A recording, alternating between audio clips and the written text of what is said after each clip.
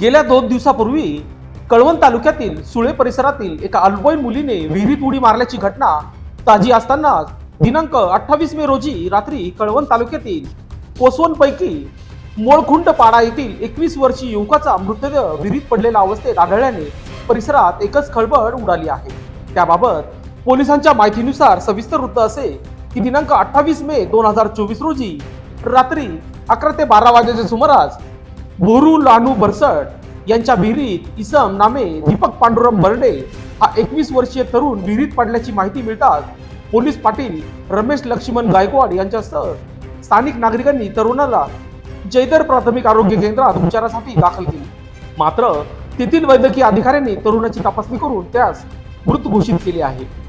पुढील प्रक्रियेसाठी तरुणाचा मृतदेह अबना पोलीस ग्रामीण रुग्णालयात पाठवण्यात आला आहे। दरम्यान या घटनेत तरुणाने विहिरीत उडी मारून आपली जीवन यात्रा का संपवली याचे कारण मात्र अद्याप अस्पष्ट असून त्याचा पुढील तपास अबना पोलीस करीत आहेत। या घटनेची माहिती मिळताच PSI रसाळ यांच्यासह पोलीस नाईक व हिरे सोनवणे हे तात्काळ घटनास्थळी दाखल झाले। या घटनेचा तपास PSI रसाळ यांच्या मार्गदर्शनाखाली पोलीस नाईक वाघेरे, पोलीस नाईक सोनवणे हे करीत आहेत। दरम्यान या घटनेने कोसवण परिसरात हळहळ व्यक्त होत आहे। लोकशास्त्र न्यूज साठी विशेष प्रतिनिधी अबना।